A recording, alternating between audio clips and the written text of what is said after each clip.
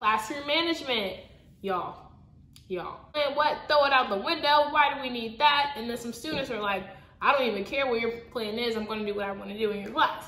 Hey teammates, welcome back to Teaching with Tenia. If you are new here, welcome. If you're not, what's up teammates? I'm so glad to have you back on my channel. Unfortunately, this is the last video of Tecember, day 7. I know it has been so much fun creating a lot of fun content for you guys, interviewing different types of people. So if you haven't checked out those videos, pause right now. I will definitely wait for you to go check out those other videos. Those of you who don't know what Tecember is, it was 7 days of basically teacher educational content for you guys and following along my journey as I am a first-year teacher in 3rd grade. So go ahead and check out those videos and then I'll wait for you back here. Thank you all so much for watching. I am at 499 subscribers, I think, and it was my goal to reach 500 by the end of this year. So thank you all so much for subscribing and sticking around and watching my journey. I cannot say it enough. I appreciate each and every one of you. And as we kick off the last Tecember, I had to throw on my favorite ugly Christmas sweater for you guys and talk about classroom management, y'all. I know some teachers say they don't have a plan, classroom management plan. What? Throw it out the window. Why do we need that? And then some students are like, I don't even care what your plan is. I'm going to do what I want to do in your class. And so I know classroom management is just a buzzword. It brings a lot of different emotions out of teachers. So we're going to talk about my classroom management strategy and with things that have worked and that have not worked. I have filmed another video about classroom management strategies, how to create one and things like that. So I'll link that up here as well. In this video, I'm telling you guys about my specific strategy that I use with my 3rd graders that surprisingly has worked. So go ahead and stay tuned. Let me tell you what the purpose of a classroom management strategy is. I know some teachers are like, they don't want one. Why do we need one? And I talked to some fellow first-year teachers before we even got started. I'm like, hey, what's your plan? Hey, what's your plan? Because I've seen videos and talked to other teachers, but I just wanted to make sure that everybody had a plan going in. Some people took that literally like, hey, I have a plan. This is what I'm going to do. At least have a game plan going in. Other teachers were like, well, they felt like those sirens in the background, like they're screaming for help right now.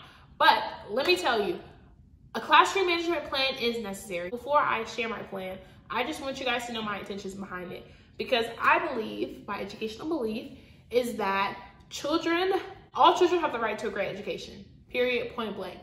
And that education and learning in the best possible environment for them is not happening if your classroom is a circus. I'm just gonna say it out there. If your classroom is a circus, best believe not all of your students are learning to the best of their ability. I know that hurts to say. So my intentions with my plan is to create this great environment where students feel that they can make mistakes, they could grow, thrive, learn, all of that. In my classroom, I'm sure you guys have seen the chips right beside my desk. Boom, I have chips. Chips is a way for students to gain, lose, earn, motivate, whatever. That's what the chips are for, a physical representation of what my classroom management plan is and how it's represented in my classroom. I suggest that every teacher have a physical accountability system with their students, whether it's class money, class dojo. I know that's internet and I'll touch on that in a minute, but having somewhere where students can see, hey, I'm doing good, or hey, I'm earning stuff, I'm doing what I'm supposed to do, or wow, I need to work on it, whatever. And I know some people are back and forth about clip charts. You guys can argue about that all day long, but for me, I don't believe in them as well. My classroom, every Monday, students start off with 3 chips. You get 3. How many do you get, class? 3. So everybody knows you get 3 chips at the beginning of the week. And I'm gonna tell you the truth. Sometimes I do forget to put, restock them every Monday, and trust, best to believe the students remind you, hey, Miss Brown, it's Monday, I don't have 3 chips. Oh, great, Sally, let me get you 3 chips. So it's an accountability system for me and them, because I also believe that even though like I'm the teacher in the classroom, they have autonomy and have say in what's going on in the classroom as well. Because I hate it, I know that's a strong word, but I strongly dislike when teachers are like, it's my way or the highway. Like that's absolutely unacceptable, and I think no management anywhere should work like that, okay? But going back to the chips, so they all start off with 3, and they can earn them or get them taken away. How can students earn chips, you may ask? By doing their very best. And I know I was tempted to say by being a good student or by doing what you're supposed to do, because quite frankly, it's hard for students to do what they're supposed to do. And I don't want that to be a deterrent of why they can't get chips. But going back to how they can earn them, I know that every student, what their best looks like, and so I'm holding every student to their best. I know one student cannot sit in their seat all class long. And so if they get up without permission, it's like, oh, that's supposed to be a chip. But I know that student needs frequent breaks, so it's okay for that student to get up, go around the classroom, come right back to their seat. As opposed to one student who I know is capable of sitting in their seat and following directions and doing everything, whatever. That student may not get rewarded for doing what they're supposed to do. I hope you guys are following me. But needless to say, whatever their best is. So for example, coming in and following the routine. When you come in from lunch, you know that you have a seat on the carpet so we can do question of the day. If you do that, you earn a chip. And I just start handing out to like, hey, you know what you're supposed to be doing. I've set that routine and high expectation in my classroom. So now the expectation is for you to follow it. And I know students forget, which is understandable, but you may not earn a chip in that moment because I'm not about to say, hey, you didn't do this, hey, you didn't do this, or explain why you did or you didn't get a chip. At the end of the day, you're doing what you're best and what you're supposed to be doing, so that's how you earn chips. Also, if I say you need this, this, and this out your mailbox and go have a seat, and a student is running around the classroom, or I shouldn't say running. If a student is not doing those three things, and now you're wasting our valuable class time, that is how you lose chips. If you do everything you needed to do, oh great, you did that, chip, like that's your best. The goal is for students to have 8 chips by Friday. When do we have 8 chips? By Friday. By Friday, how many chips do we need? 8. And I go over with this day in and day out, like the first month of school, drilling it in their heads so that they know if I don't get a prize on Friday or I don't get to participate in on Friday, it is because I did not do what I was supposed to do during the week.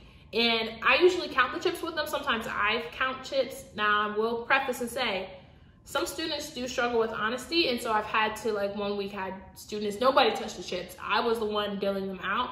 But generally, I do like for them to be able to manipulate the chips and take one out. Hey, you're at 3 strikes, or I haven't got there yet. I'm getting ahead of myself. But I like for them to take them out and put them in if they can, or if the class time allows for that. Sometimes it's Fun Friday, it's like I'm trying to check who has 8. So sometimes I just do it, but other times I do like for them to mostly be able to handle their own chips. Some other ways that students can earn chips is by helping another classmate out. I also believe in teaching the full student. So I understand we don't have time to teach compassion, being a good friend, being a good neighbor, all those things that you need in society. I can't explicitly teach that. Maybe I could do like a mini lesson or an SEL lesson on that type of stuff. But I love for students to go out of their way to help another student, or just even keep our collective class environment safe, healthy, and neat, you know? So if a student like sees something on the floor, hey, that's not my pencil, but I'm gonna give it to whoever it is. Or hey, my friend forgot to push in his chair, hey, I'll get it for him, you know? We're just doing simple stuff like that around the classroom. Like, it makes my heart so happy to see my students being just a good friend, a good neighbor, and things like that. So I also give chips for that. And I know I can't see anything, but I tell them I do have teacher eyes, which I do. Like, I am very observant. And sometimes they're like, hey, how'd you see that? I'm like, don't worry about it. Just do what you're supposed to be doing, and I will notice, you know? And of course, once I did that and rewarded a student for being nice, friendly, whatever, other students trying to do that, trying to get a chip, it's like, I try to be discerning about students' motives, and hey, you're just doing that because of that. Whatever. At the end of the day, I know your heart and I see your intention, so I try to reward that, make a big deal out of it. And I try to use a lot more positive praises instead of, hey, you're not sitting correctly on the carpet, or you didn't get your pencil, hey, you're not on the page you're supposed to be on. Instead, I try to use positive reinforcement, like, hey, I like the way Sally has her magic pointer finger following where we're at. Hey, I like how Sally is tapping out her words. Hey, I love how so-and-so is using the word wall. I love how it just compliments all day long, and it's like, hey, I want those same compliments, because everybody loves to be rewarded, noticed, and feel valued in my class. So I try to give a compliment to each student at least once a day.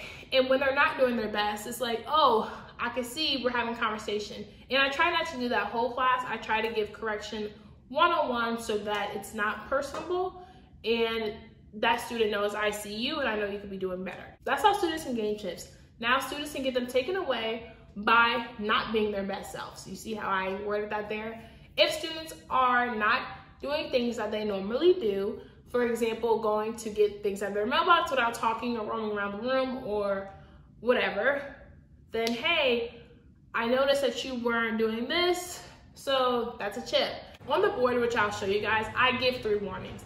I give 3 warnings, and I hate taking chips because at the end of the day, I want everybody to participate in Fun Friday, but I realize that they're not learning anything by me continuously rewarding their not best behavior, not being their best or living up to their best potential. And that's literally all I want for each and every one of my students to be able to do. So students can get chips taken away by after I get to 3 warnings. After I have given a full class compliment and you still didn't correct your behavior, I then have to point you out like, hey, Sally, that's your 2nd warning.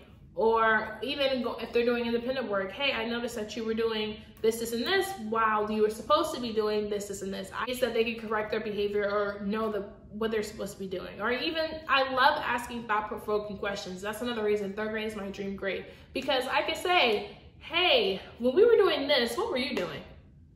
Is that what we're supposed to be doing? What are some ways we could be doing what we're supposed to be doing?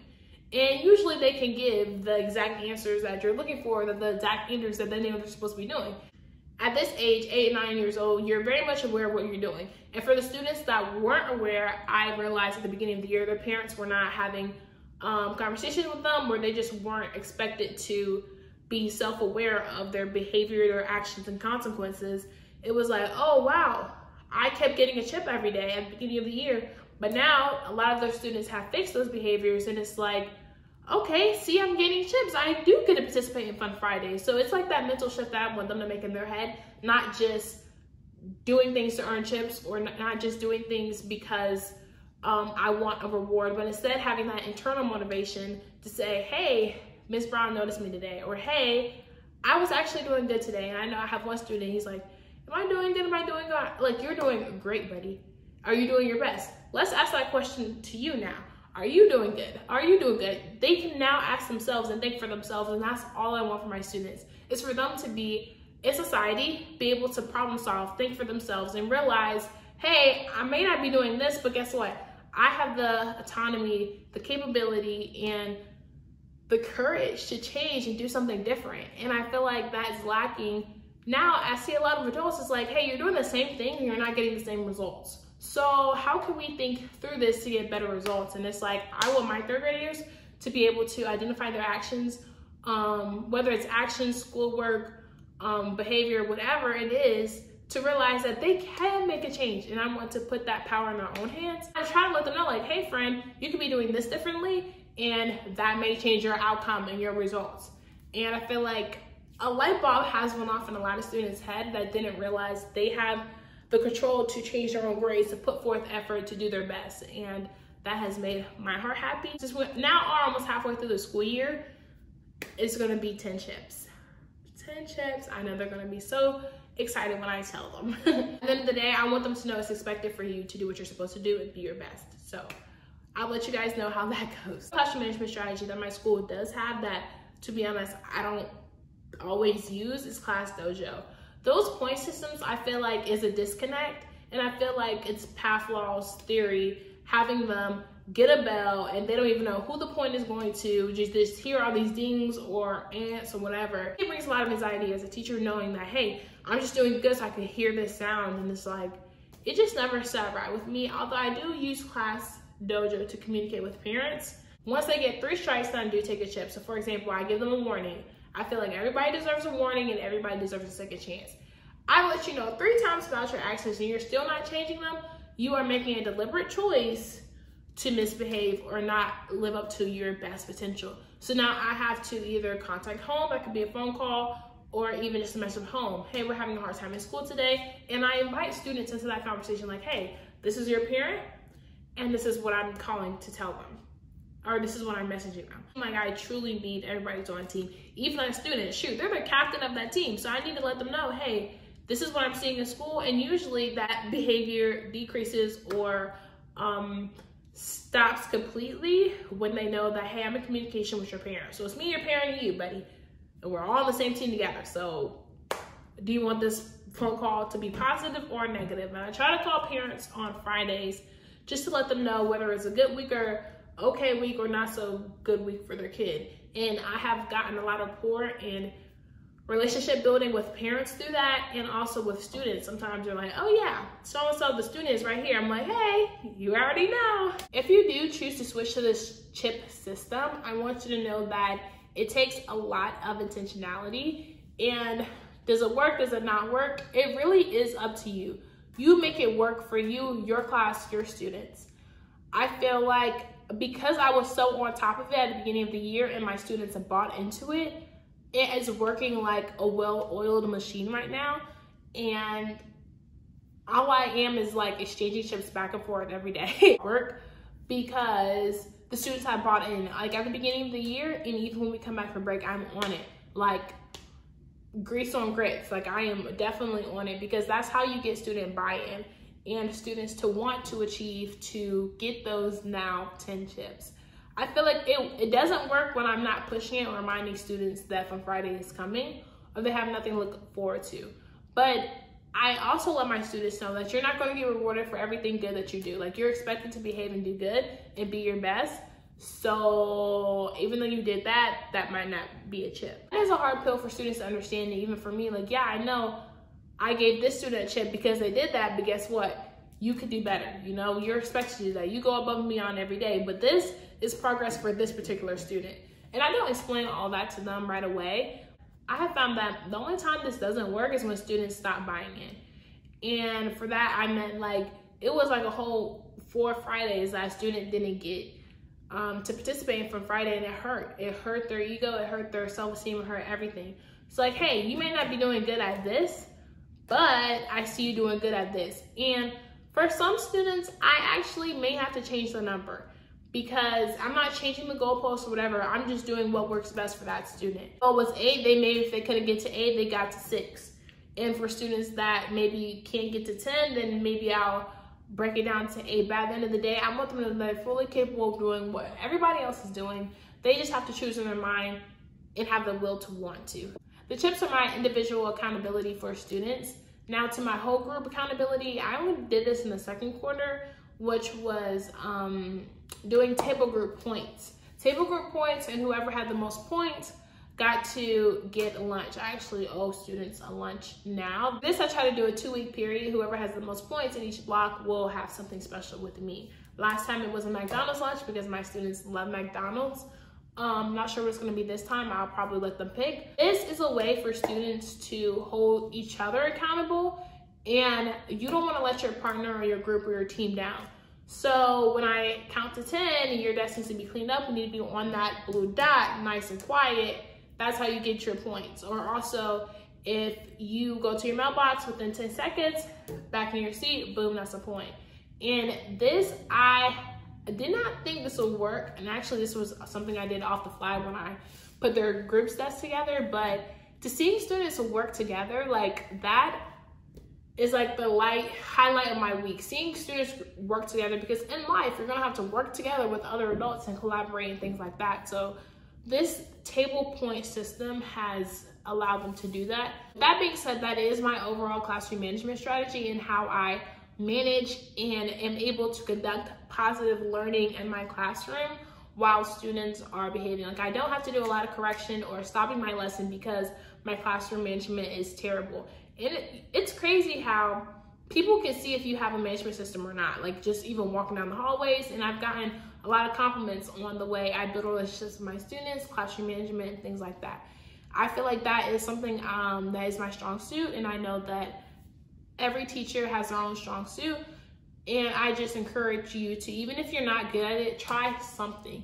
Because if you don't have a plan, you plan to fail. And trust and believe, if you don't have a plan, your students do for their management, and you're not gonna like it. So I suggest every time you have left in break or whatever, revamp it if it's not working. And I want you to know, like, this is my plan. I want you to try something that works for you and works best for your students, because we may not have the same students, we may not have the same buy-in. You need to have a lot of teacher tools in your tool belt, because your students are looking at you. You are the role model in your classroom, and you need to be a great one. Comment down below what is also your management strategy and how you're able to conduct positive learning in your classroom.